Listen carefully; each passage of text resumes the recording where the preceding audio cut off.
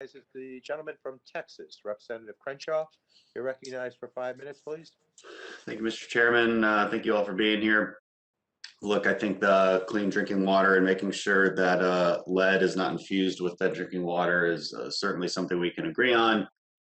As usual, though, we find ourselves scratching our heads at the proposals in order to fix a specific problem. You know, we look at the price tag on this, $45 billion, and I have to wonder why not start out with a smaller amount and make sure that the policy being put in place is actually going to work. And I have a lot of doubts that it will. I mean, what we're talking about is the vast majority in private homes, where older private homes where lead pipes might still exist, and it's difficult to get to this stuff.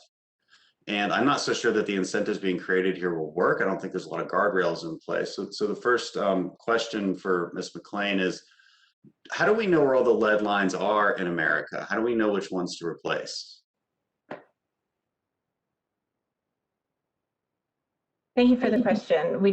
We do have estimates on the numbers of lead service lines in the country, 6 to 10 million lead service lines across the country, and that information is really held at a local level.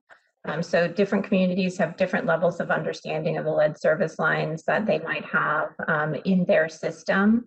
And it sounds like we don't know. And I mean, that's the short answer. I know EPA does have an assessment coming out, but this bill doesn't even require that this money be spent on what EPA identifies, does it?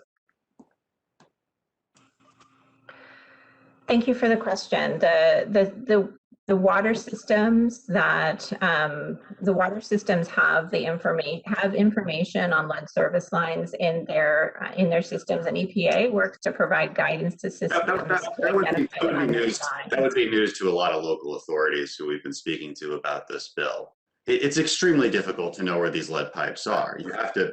Now, what would happen, I'm assuming, is that this money would be used to pay engineering companies vast amounts of money to go survey neighborhoods and see where the lead is.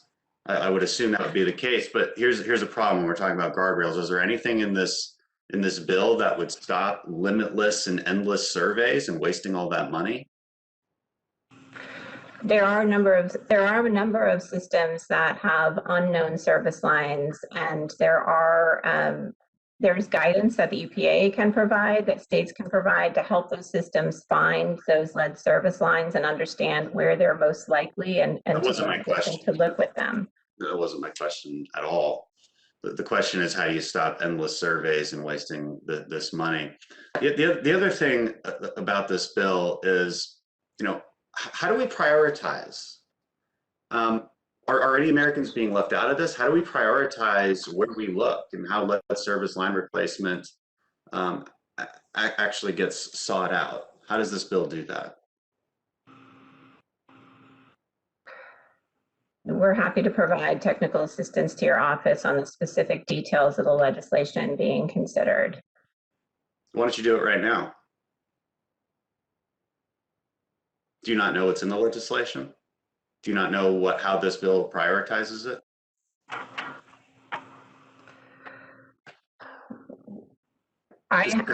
This is a hearing on this specific bill and this specific provision in the bill.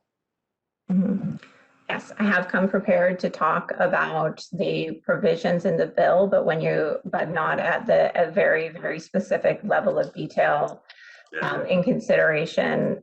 Well, I do know the answer to the questions I'm asking. I'm surprised you don't. And the reality is that there's nothing in this bill that prioritizes communities with the highest lead readings or homes in the oldest housing stocks, which would obviously make the most sense if we're trying to use the money correctly. Again, we're just talking about guardrails right here, and please come better prepared to speak about these.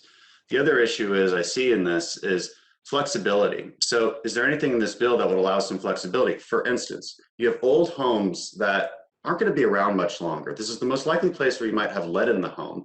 There's other ways, scientifically proven ways, much cheaper ways, say putting an epoxy coating on those pipes to fix the problem without doing a $20,000 remodeling of the home.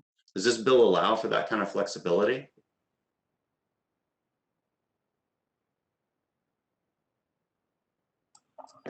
Not prepared? Or what? What's the problem? My understanding of the bill is that it is a lead service line removal program, and lead service lines are important to remove because they can be a significant source of lead to the people living in the home that is served by a lead service line. All right, I'm out of time. Thank you, Mr. Chairman. I yield back. Gentleman yields back. The chair now recognizes the gentleman from California, Representative Peters.